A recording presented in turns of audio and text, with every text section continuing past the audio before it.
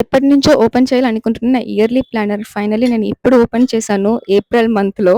ఎంతమందికి ఈ అలవాటు ఉంది? ఇలా టు డూ లిస్ట్ రాసుకోవడం, ప్లానర్ పెట్టుకోవడం, షెడ్యూల్ చేసుకోవడం, జర్నలింగ్ చేయడం. నాకైతే ఈ అలవాటు ఎప్పటినుంచో ఉందన్నమాట. 6, 7 ఇయర్స్ నుంచి నాకు ఈ అలవాటు ఉంది. టు బీ ఫ్రాంక్ నేను జర్నలింగ్ చేయకపోయినా or else to do list రాసుకోకపోయినా ఆ రోజు నాకు రోజులాగానే అనిపించేది. ఎటువంటి పని చేయబుద్ధి కాదు. ఎందుకంటే అది ఒకటి అలవాటులాగా అయిపోయింది కాబట్టి. మీకు జర్నలింగ్, ప్లానర్ అలవాటు ఉంటే you can relate to this. Last year నేను ఆర్ట్‌లూమ్ వెబ్‌సైట్ నుంచి ఆర్డర్ పెట్టుకున్నాను. నా ప్లానర్ నాకైతే నచ్చేసింది. సో, ఈసారి కూడా నేను సేమ్ వాళ్ళ వెబ్‌సైట్ నుంచే ఆర్డర్ పెట్టుకున్నా. It comes with sticky note, to do list. ఈసారి టు డూ లిస్ట్ వచ్చి కొంచెం చిన్నగా ఇచ్చారు. స్టిక్కీ నోట్ లాగానే. లాస్ట్ టైమ్ కొంచెం పెద్దగా ఉండే.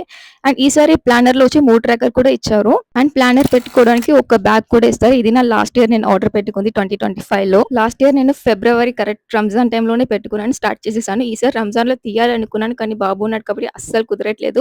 సరే మార్చ్‌లో తీద్దామని అలానే ప్రొకాస్టినేట్ చేసుకొని ఫైనల్లీ ఏప్రిల్‌లో తీసానన్నమాట. ఇంక తీసిన తర్వాత నేనైతే ఇంకా స్టార్ట్ చేసేసాను రాసుకోవడం. మీలో ఎంతమందికి ఈ అలవాటు ఉంది ప్లానర్ రాసుకోవడం, జర్నలింగ్ చేసుకోవడం ఉంటే చెప్పండి.